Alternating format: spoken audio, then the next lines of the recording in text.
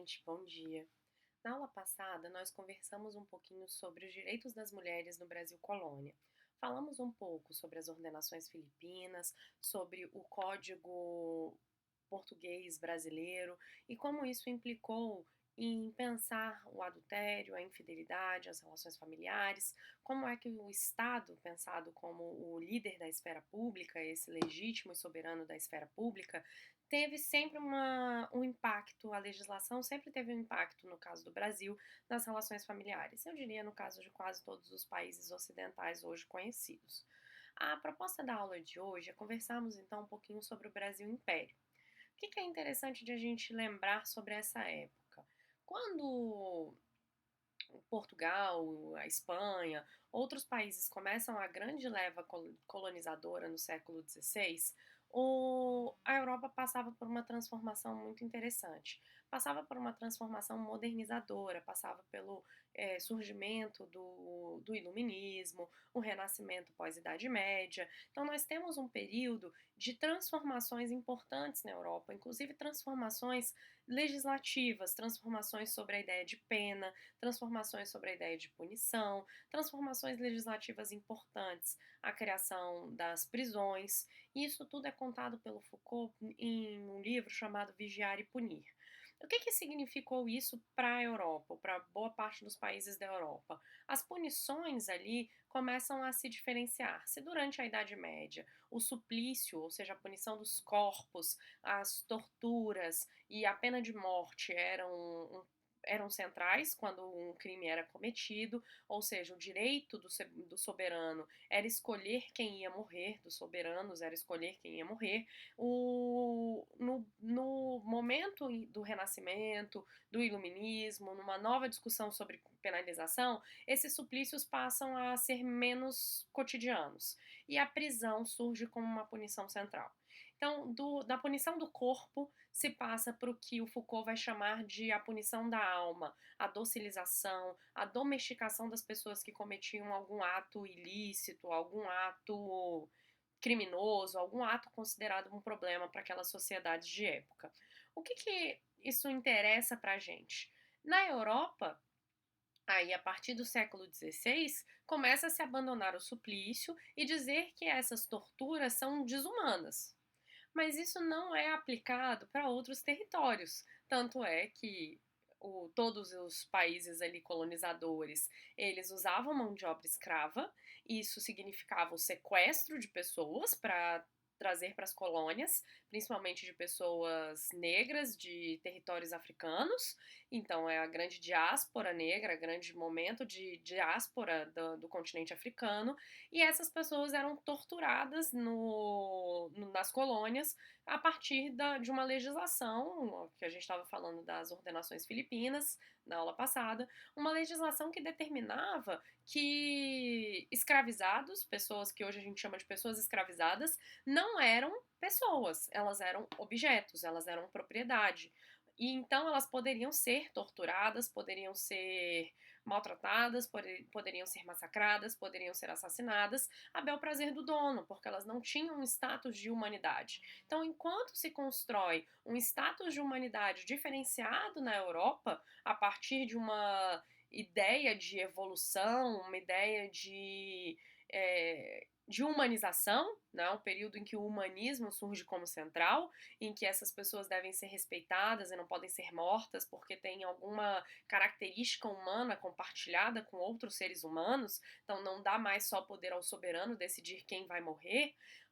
Isso não é verdade para as colônias. Então a gente tem uma contradição central aí que é da permanência do suplício, permanência dos castigos corporais em todas as colônias diante das pessoas escravizadas, daquelas pessoas que não eram consideradas humanas, daqueles sujeitos que não eram considerados humanos. E por que isso é importante para o Brasil Império? No Brasil Império, a discussão já era central sobre o abolicionismo. O Brasil Império já tinha grandes movimentos de pessoas escravizadas que pleiteavam a liberdade, pleiteavam a possibilidade de um estatuto de humanidade no país e tinham grupos políticos importantes que eram abolicionistas. E o Brasil, naquela época, ele também bebia das fontes liberais que estavam muito intensas na Europa. Existia um trânsito entre a elite brasileira e a elite europeia, já até porque a, a família real portuguesa estava no Brasil desde 1808, com o avanço do Napoleão na Europa. Então a gente tem um trânsito maior entre a elite brasileira, portuguesa brasileira, e a elite europeia. No momento do Brasil Império, então qual é a grande questão? Se o Brasil deveria abolir ou não a escravidão. Então, a permanência, né, nessa passagem de um período do suplício, da tortura, para um período do reconhecimento da liberdade dos seres humanos, do status de humanidade de várias categorias populacionais, no caso da categoria populacional das pessoas escravizadas, né, é central para pensar o que acontece no Brasil Império. Só que o Brasil Império, ele, tanto na Constituição como nos códigos criminais, ele mantém a escravização como o nosso modo de produção. Então a gente não avança para a abolição da escravidão durante o Brasil Império, a gente não consegue, né, avançar nisso em 1822 e a gente continua então garantindo alguma divisão, uma desigualdade entre pessoas que são livres e pessoas escravizadas. As pessoas escravizadas se mantiveram como aquelas que eram objetos, que eram propriedade. Isso é importante para pensar que se os códigos, tanto a Constituição como o Código Criminal do Império de 1830, trazem uma tentativa de avanço, por exemplo, a abolição da pena de morte para adultério, que é muito importante para mulheres, e em relação às pessoas escravizadas, ele não abole a pena de morte. Então, isso é um ponto que a gente deve lembrar. Sobre especificamente o Código Criminal do Império, falando dos direitos das mulheres, esse é um ponto importante que eu falei sobre a retirada da pena de morte para mulheres no Código Criminal. Então, aqui passa-se a ser discutido uma nova forma de lidar com a infidelidade. Então, as mulheres elas não seriam mais mortas, não existiria mais uma autorização para que os maridos assassinassem as suas mulheres, como era nas ordenações filipinas. Mas a penalização, ou seja, a punição para as mulheres e para os homens também, mas aí eu vou falar especificamente dos homens daqui a pouco. Mas a penalização para as mulheres adúlteras continuou acontecendo. Para os homens, a penalização também existia, mas só existiria se eles fossem considerados os mantenedores de uma nova família. Então, se eles tivessem o que eles chamavam à época de uma relação de uma propriedade que estava sendo passada para uma outra família. Só nessas situações é que os homens seriam punidos. Se eles fossem simplesmente infiéis, tivessem um relacionamento pontual, eles não seriam punidos. As mulheres seriam punidas sempre. E é interessante também que nesse Código Criminal ele começa a criar duas figuras diferentes de mulheres, dois papéis diferentes de mulheres, duas figuras de mulheres. A mulher honesta e a que era prostituta, ou seja, a mulher desonesta. E algumas violências sexuais vão ter pesos diferentes de acordo com essas duas categorias criadas, de acordo com qual categoria as mulheres seriam alocadas. Por exemplo, se as mulheres que fossem estupradas fossem mulheres consideradas honestas, a penalização seria maior. Se essas mulheres fossem consideradas prostitutas ou alocadas nesse espaço das mulheres desonestas, a punição seria menor para a violência sexual, para a pessoa que cometesse a violência sexual contra elas.